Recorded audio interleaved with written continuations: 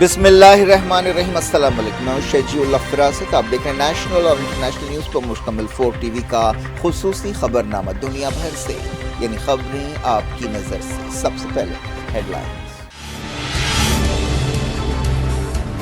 حوثی حملوں نے جیو پولیٹکس کا دھارا موڑ دیا، جنگ بندی کی آوازیں تیز، شیئر مارکیٹس میں اتھل پتھل، دنیا بھر میں سفارتی سرگرمیاں۔ حماس لیڈر اسماعیل ہانیہ قاہرہ پہنچے، ایجپٹ کے عہدیداروں کے ساتھ جنگ بندی اور قیدیوں کے تبادلے پر سنجیدہ بات چیت۔ نئی جنگ بندی کے لیے تیار ہیں، قطر کو اسرائیل کا پیام، ہوسٹیجز کے رشتہ دار نتن یاہو سے ملاقات میں برس پڑے۔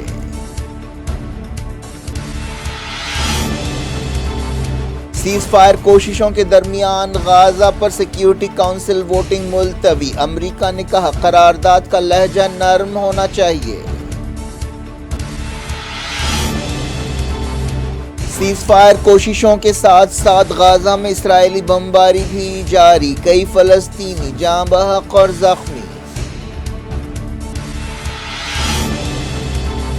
کولوراڈو سپریم کورٹ نے ڈونلڈ ٹرمپ کو صدارتی الیکشن میں حصہ لینے سے روک دیا، کیپٹل ہل گڑبڑ کا نتیجہ، امریکی سپریم کورٹ قطعی فیصلہ کرے گی۔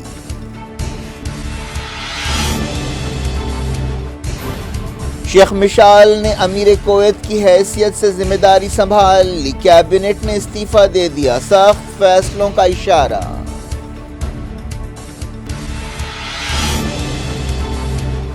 انڈیا میں کووڈ کی نئی شکل کے 21 معاملے، وزیر صحت کی ہائی لیول میٹنگ، ریاستوں سے کہا چوکس رہیں۔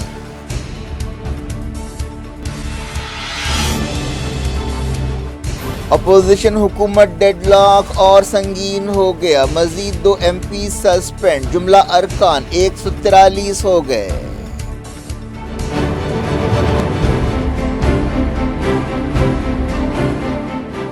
ہیڈ لائنز آپ نے دیکھی، اب خبروں کی تفصیل کی طرف آپ کو لیے چلتے ہیں۔ حماس لیڈر اسماعیل ہانیہ ایجپٹ کے دارالحکومت قاہرہ پہنچے، جہاں وہ غزہ جنگ بندی کے بارے میں سنجیدہ بات چیت کر رہے ہیں۔ وہ جنگ بندی کے علاوہ قیدیوں کے تبادلے کے بارے میں بھی بات چیت کر رہے ہیں۔ اسماعیل ہانیہ قطر میں رہتے ہیں، سمجھا جا رہا ہے کہ کئی دنوں سے جنگ بندی اور قیدیوں کے تبادلے کے بارے میں پردے کے پیچھے بات چیت ہو رہی تھی، خاص طور پر یمن کے حوثیوں کے حملوں کی وجہ سے جیو پولیٹکس میں تبدیلیاں اور اتھل پتھل دیکھی جا رہی ہے۔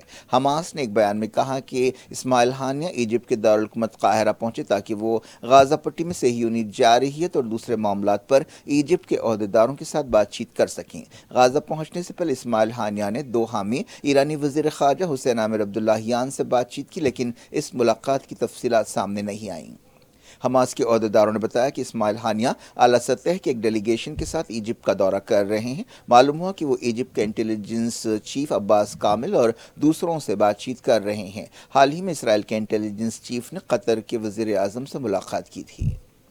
ایجپٹ روانہ ہونے سے پہلے اسماعیل ہانیہ نے ایرانی وزیر خارجہ سے کہا کہ مزاحمت مضبوطی سے لڑ رہی ہے۔ یہ ملاقات دوحہ میں ہوئی۔ اس موقع پر اسماعیل ہانیہ نے کہا کہ صہیونی حکومت اور اس کے اتحادی سمجھ رہے تھے کہ وہ اس طرح مزاحمت کو کچل دیں گے اور اسے سفید جھنڈا اٹھانے کے لیے مجبور کریں گے، لیکن مزاحمت مضبوطی سے ڈٹی رہی اور صہیونیوں کو بھاری نقصان اٹھانا پڑا۔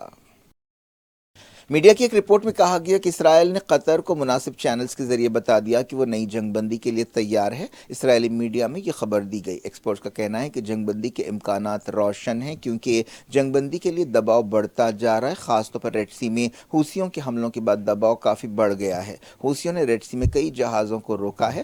حوثیوں کا کہنا ہے کہ وہ اس وقت تک اسرائیلی جہازوں کو نشانہ بناتے رہیں گے جب تک غزہ کے لوگوں کو کھانا، پانی، دوائیں اور ضروری سامان نہیں پہنچایا جاتا۔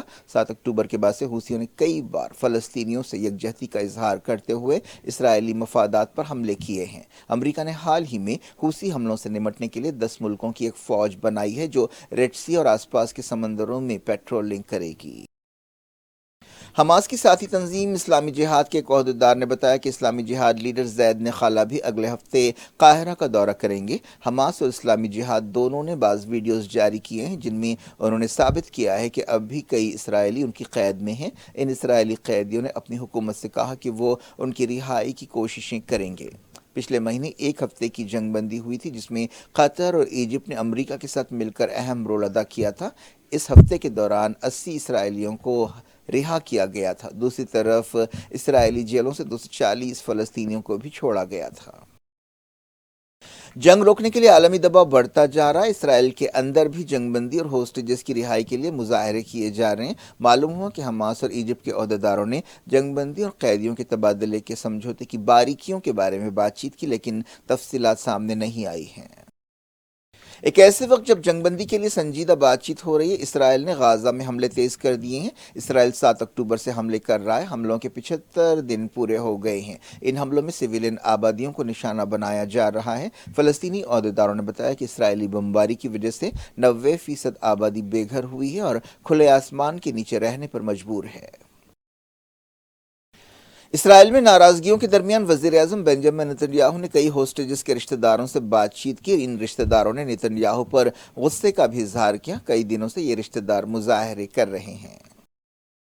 حماس اور دوسری فلسطینی تنظیمیں خان یونس اور دوسری جگہوں پر اسرائیلی فوج سے لڑ رہی ہیں۔ کئی جگہ اسرائیلی فوج کو بھاری نقصانات پہنچ رہے ہیں۔ اسرائیلی میڈیا میں کہا گیا کہ زمینی لڑائی میں مرنے والے اسرائیلی فوجیوں کی تعداد 134 ہو گئی ہے۔ چہارشنبے کو تازہ لڑائی میں IDF کے 2 فوجی مارے گئے۔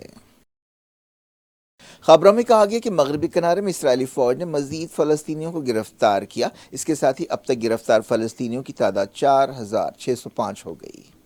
جبالیہ ریفیوجی کیمپ پر اسرائیل نے ایک اور حملہ کیا۔ درجنوں فلسطینی اس حملے میں ہلاک اور زخمی ہوئے۔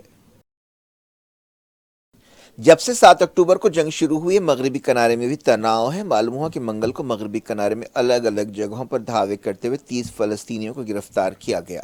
مغربی کنارے کی جھڑپوں میں 300 سے زیادہ فلسطینی جاں بحق ہوئے ہیں۔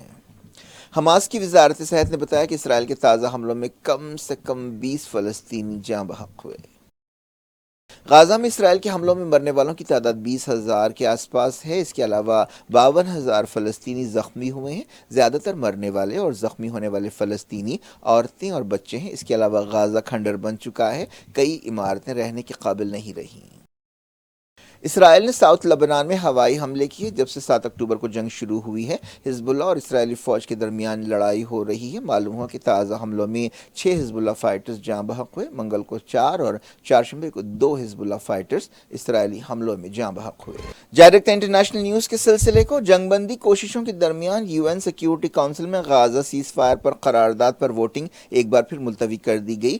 یہ ووٹنگ پیر کو ہونے والی تھی، اسے پہلے منگل تک اور پھر چہارشنبے تک کے لیے ملتوی کیا گیا۔ عرب ملکوں نے یہ قرارداد پیش کی ہے۔ امریکہ زور دے رہا ہے کہ قرارداد کے لب و لہجے کو نرم کیا جائے۔ اب تک سیکیورٹی کونسل میں غازہ جنگ کے بارے میں قراردادوں کو امریکہ نے ویٹو کیا ہے، لیکن امریکہ پر عوام اور مغربی حکومتوں کی طرف سے دباؤ ہے کہ وہ قرارداد کی تائید کرے تاکہ غازہ میں لڑائی روکی جا سکے۔ امریکہ نے کہا ہے کہ وہ سیکیورٹی کونسل کے ساتھ مل کر قرارداد کے مسودے پر کام کر رہا ہے۔ انسانی حقوق کی تنظیموں نے کہا ہے کہ غازہ کے 71% لوگ بھوک کے مسائل سے دوچار ہیں اور اسرائیل بھوک کو ایک ہتھیار کے طور پر استعمال کر رہا ہے۔ جنیوا سے کام کرنے والی انسانی حقوق تنظیم نے یہ بات کہی۔ یونیسیف نے کہا ہے کہ غازہ کے بچوں کو صرف 10% پانی ہی مل رہا ہے۔ یونیسیف نے کہا کہ صاف پانی اور صفائی ستھرائی کے حالات بہت خراب ہو گئے ہیں۔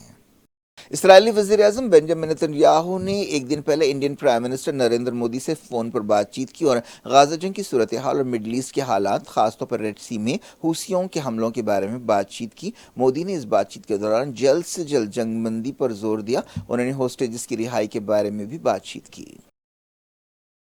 بامبے اسٹاک ایکسچینج کے سینسیکس اور نیشنل اسٹاک ایکسچینج کی نفٹی میں بھاری گراوٹ آئی۔ صرف 3 گھنٹوں میں نفٹی میں 300 پوائنٹس کی گراوٹ آئی۔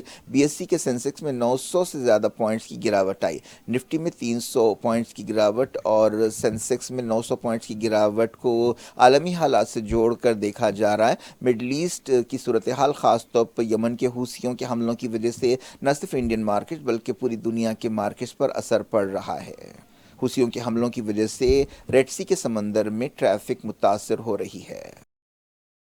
ملیشیا نے اپنے ساحلوں کے قریب اسرائیلی جہازوں کے لنگر انداز ہونے پر پابندی لگا دی ہے۔ ملیشیا کے وزیر اعظم انور ابراہیم نے کہا کہ غازہ میں اسرائیلی زیادتیوں کے جواب میں یہ پابندیاں لگائی گئی ہیں۔ 2002 میں اسرائیلی جہازوں کو ملیشیا کے ساحلوں پر رکنے کی اجازت دی گئی تھی۔ अमेरिका में एक अदालत ने साबिक सदर डोनाल्ड ट्रंप को 2024 के इलेक्शंस में हिस्सा लेने से रोक दिया। कोलोराडो सुप्रीम कोर्ट ने कहा कि ट्रंप दस्तूरी एतबार से 2024 के इलेक्शंस में हिस्सा लेने के अहल नहीं है, क्योंकि 14वीं तरमीम के तहत वो 6 जनवरी 2021 के वाक़यात के पस मंज़र में सरकारी ओहदे पर नहीं रह सकते। सुप्रीम कोर्ट ने 4-3 के फैसले से ट्रंप को रिपब्लिकन पार्टी की शुरुआती दौर से हटा दिया। रिपब्लिकन पार्टी में फिलहाल सदारती उम्मीदवारों का चुनाव हो रहा है। इस सिलसिले में मार्च के शुरू में सुपर ट्यूसडे होने वाला है। इससे पहले कई उम्मीदवारों के बीच दौड़ चल रही है। ट्रंप चाहते हैं कि वो 2024 के इलेक्शन में रिपब्लिकन पार्टी की तरफ से एक बार फिर हिस्सा लें। 2020 के इलेक्शंस में हारने के बाद उन्होंने शिकस्त कबूल करने से इनकार कर दिया था और अपने हामियों को एहतजाज और गड़बड़ के लिए उकसाया था, और उनके हामियों ने कैपिटल हिल पर हल्ला बोल दिया था। ये अमेरिका की तारीख में एक अनोखा वाक़या था। फैसले में कहा गया कि ट्रंप कई एतबार से इलेक्शन लड़ने के काबिल नहीं है। कई इंसानी हुकूक तंजीमों और शहरी हुकूक तंजीमों ने मुतालबा किया था कि ट्रंप को इलेक्शन में हिस्सा लेने से रोका जाए। अब वो तंजीमें कह रही हैं कि कोलोराडो सुप्रीम कोर्ट के फैसले से उनका ख्याल सही साबित हुआ। अदालत ने कहा कि ट्रंप ने बदअमनी फैलाने की कोशिश की और कैपिटल हिल पर हमला कराया। ये चीज़ें उन्हें इलेक्शन में हिस्सा लेने से रोकती हैं। ये फैसला साबिक सदर के लिए एक धक्का है। अब तमाम नज़रें अमरीकी सुप्रीम कोर्ट पर टिकी हैं।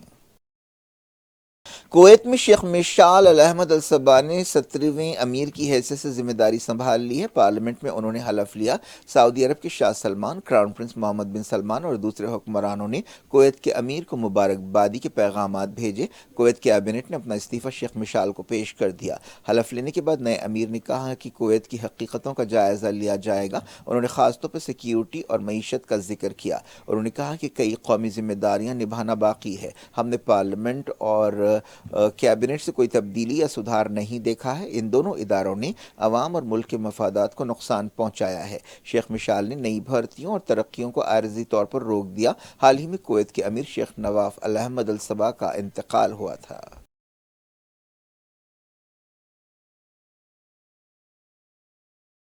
कोविड-19 की एक नई शक्ल JN1 के 21 केसेस कंफर्म हुए हैं। गोवा में 19 मामलात पाए गए। महाराष्ट्र और केरला में एक केस कंफर्म हुआ। अहदेदारों ने ये बात बताई। वजीर सेहत मनसुख मंडाविया ने कोविड-19 की सूरत हाल का जायजा लिया। उन्होंने मुल्क के बाज़ हिस्सों में कोविड केसों में इजाफे के मद्देनज़र हेल्थ सिस्टम की तैयारियों का जायजा लिया। इस मौके पर मंडाविया ने कहा कि चौकसी बहुत ज़रूरी है। हमें कोरोना वायरस की नई शक्ल के बारे में अलर्ट रहना चाहिए। उन्होंने मरकज़ और रियासतों के दरमियान तालमेल की ज़रूरत पर जोर दिया।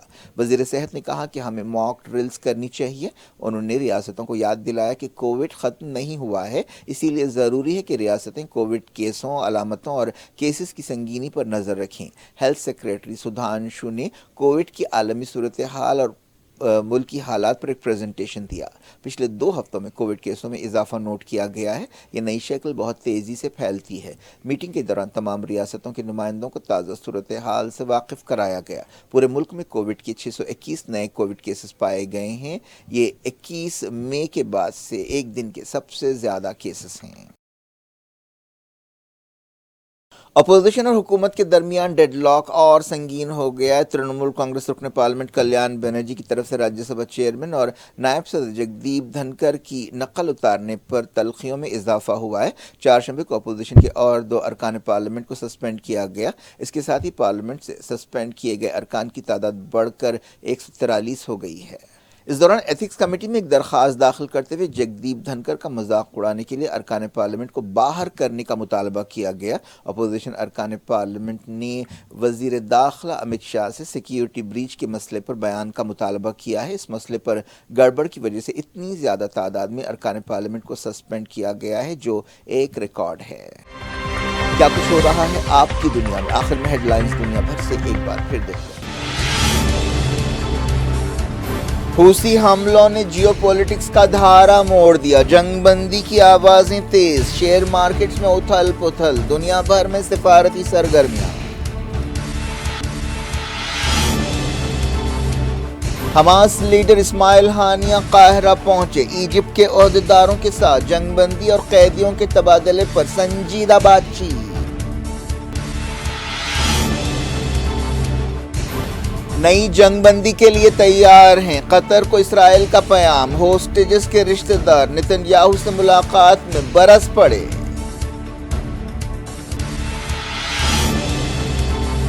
سیز فائر کوششوں کے درمیان غازہ پر سیکیورٹی کونسل ووٹنگ ملتوی، امریکہ نے کہا قرارداد کا لہجہ نرم ہونا چاہیے۔ سیز فائر کوششوں کے ساتھ ساتھ غازہ میں اسرائیلی بمباری بھی جاری، کئی فلسطینی جاں بحق اور زخمی۔ کولوراڈو سپریم کورٹ نے ڈونلڈ ٹرمپ کو صدارتی الیکشن میں حصہ لینے سے روک دیا، کیپٹل ہل گڑبڑ کا نتیجہ، امریکی سپریم کورٹ قطعی فیصلہ کرے گی۔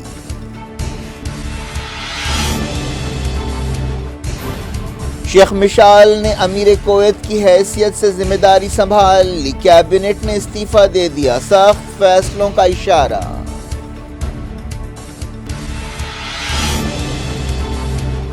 انڈیا میں کووڈ کی نئی شکل کے 21 معاملے، وزیر صحت کی ہائی لیول میٹنگ، ریاستوں سے کہا چوکس رہیں۔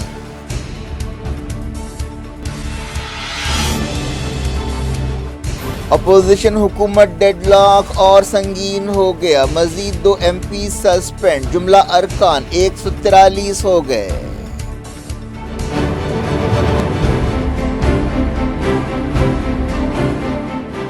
یہ تھی آج کی خبریں، فضول افراسٹ کو دیں اجازت اور اپنا بے حد خیال رکھیں۔